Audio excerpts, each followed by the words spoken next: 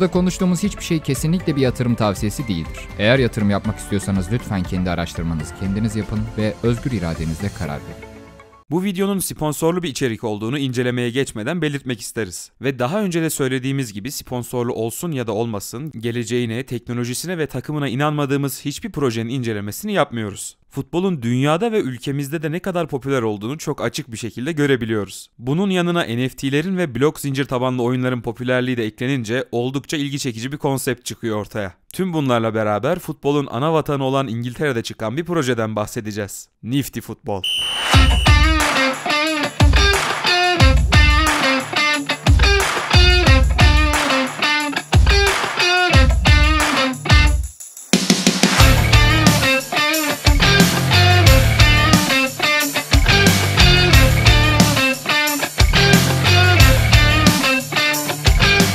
Kripto Türkiye'den hepinize merhaba arkadaşlar. Launchpool altında çıkan projelerin her birini inceleyeceğimizi söylemiştik. Bugünse Nifty Football'u inceleyeceğiz. Tohum ve inkübe sürecini Launchpool Labs'te tamamladı ve videoyu hazırladığımız günlerde Launchpool'da IDO'su başarılı bir şekilde gerçekleştirildi. Launchpool Labs incelememize ve altında çıkacak diğer projeleri incelediğimiz videolarımızı izlemek için sağ üstte çıkan kartlara tıklayabilirsiniz. Şimdi nedir bu Nifty Football? Hadi gelin birlikte bakalım. Nifty Football adından da anlaşılacağı üzere bir futbol oyunu. Kısaca tanımlarsak oyuncuların transfer piyasasında alınıp satılacak gerçek NFT'ler olduğu merkezi olmayan bir futbol menajerlik oyunu. Kendi kadronuzu kurup taktiklerinizi belirlediğiniz ve sonunda galibiyete ulaşıp ödülleri kazandığınız bir oyun olarak da tanımlayabiliriz. Tabii burada Nifty Football'u diğer menajer oyunlarından farklı kılan en büyük özellik NFT teknolojisini kullanarak her biri benzersiz olan oyuncular üretmesi. Nifty Football'un poligon ağının katman 2 avantajlarından faydalanacağını da söylemekte fayda var. Başlangıçta oyuncular günlük olarak oynanan maçlarla platformdan yalnızca kupa formatındaki yarışmalara katılacaklar. Ancak ilerleyen zamanlarda ligler oluşturulacak ve oyuncular maçları planlamaları için platformda daha fazla özgürlüğe sahip olacaklar. Sıradan oyuncular seviyelerine uygun müsabakalarda oynayacaklar. Yani kendilerinden çok daha yüksek seviyede oyuncular yerine daha denk rakiplerle karşılaşacaklar. Kendilerini yeterince geliştiren oyuncularsa büyük liderlik tablosunda yer almak için yarışabilecekler. Bu sayede oyun içerisinde bir rekabet de oluşturulmuş olacak. Başlangıçta yaklaşık 2742 benzersiz Nifty Football NFT oyuncu kartı basıldı.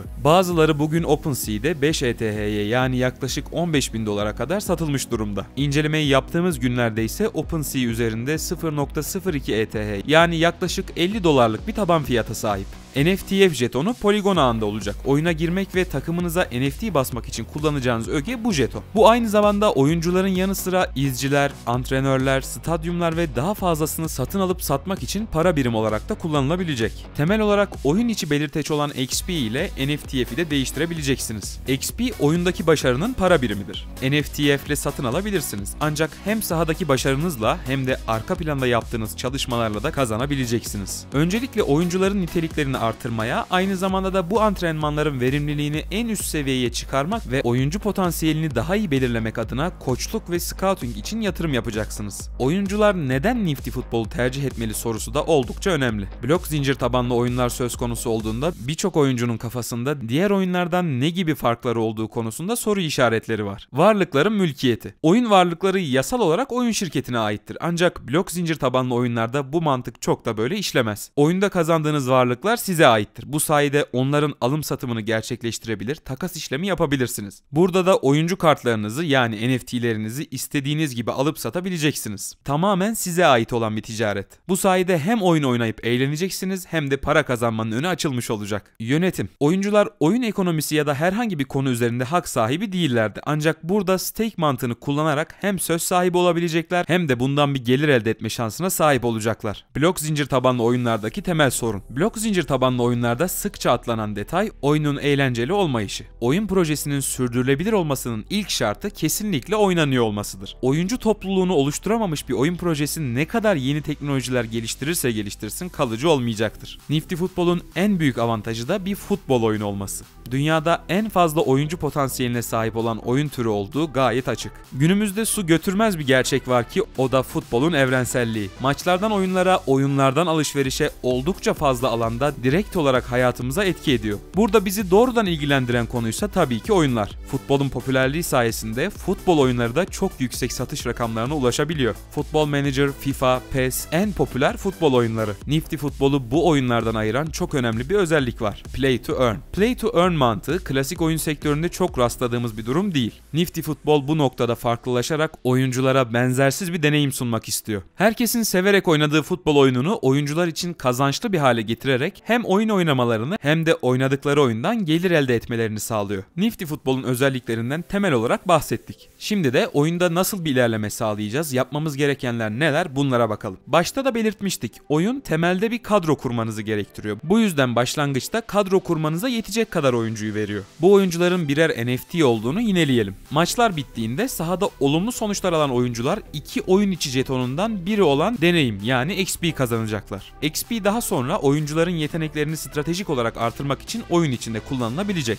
Burada yalnızca oyuncularınız sonucu etkilemeyecek. Takım seçiminiz, dizilişiniz, oyuncu değişiklikleriniz ve hatta menajerlik kariyerinizde edindiğiniz saygı veya saygı eksikliği sonuç üzerinde etkili olacak. Bununla beraber heyecan verici özelliklerden biri oluşturulan her oyuncunun gelecekteki gelişimi için gizli bir potansiyele sahip olması. Yani geleceğin Messi veya Ronaldo'su sizin kadronuzda olabilir. Ancak bunu bilmeniz mümkün olmayacak. Oyun başlangıçta maçlarınızı yapabileceğiniz mütevazı bir stadyumla başlıyor. Siz zamanla stadyumunuzu dünya standartlarına ulaşabilecek şekilde geliştirebileceksiniz. Geldik projenin jeton ekonomisine. Toplamda 100 milyon jeton basılacak. Takım ve danışmanlar bu jetonların %15'ini alacak. Bizim kripto projelerinde makul gördüğümüz bir seviye. Hatta oyun projelerinde bu miktarın biraz daha artırılması da sıkça gördüğümüz bir durum. İlk 6 ay tamamen kilitli kalacak şekilde ayarlanmış. Bu da iyi diyebileceğimiz bir kilitli kalma süresi. Daha sonrasında ise partnerlerin ne kadar aldığı oldukça önemli. Partnerlere %10'luk bir jeton ayrılmış. Bir yıl boyunca hiçbir şekilde satamayacaklar. Bu durum projenin fiyat baskısına uğramaması için çok önemli bir konu. Vesting süresi olmadan dağıtılan jetonlar çoğu zaman fiyat baskısı oluşturabilir. Bir yıl tamamlandıktan sonra ise 18 ay boyunca salınımlar devam edecek. Ekosistem açısından en önemli olan ödüller içinse %24.75 oranında jeton ayrılmış. Daha fazlasının olması proje açısından her zaman daha faydalı olur. Ancak bu seviyelerin oldukça makul olduğunu söyleyebiliriz. Buradan dağıtılacak ödüllerle ekosistemin büyümesi sağlanacak. Bu yüzden oldukça önemli bir metrik. Tohumda ve özel satışta durumlar nasıl onlara bakalım. Tohumda 0.06'dan satılacağını görüyoruz ve %6'lık bir kısım ayrılmış. Daha sonraki 18 ay içinde dağıtımlar devam edecek. Sürenin uzun olması fiyatın istikrarlı bir şekilde devam edebilmesi için oldukça önemli bir durum. Özel satışta %10'luk jetonu 0.10 dolardan satacaklarını görüyoruz. Burada önemli olan nokta tohum ve özel satış arasında büyük bir farkın olmaması. Aksi takdirde tohumdan jetonları alanlar çok çabuk bir şekilde ellerindeki jetonları satabilir. Ancak ayarladıkları vesting takvimine de baktığımızda böyle bir problemin yaşanacağını düşünmüyoruz. Halka açık satışta ise %0.50'lik bir jeton satışı olacak. Fiyatsa 0.15 dolar. Yarısı ilk gün, kalan yarısı ise diğer ay verilecek. Buradaki vesting süresinin az olduğunu düşünebilirsiniz. Ancak yalnızca %0.50'lik bir jeton olduğunu hesaba katarsak fiyatı çok büyük ölçüde etkilemeyecektir. Oyunun 4 aşamadan oluşan bir yol haritası mevcut.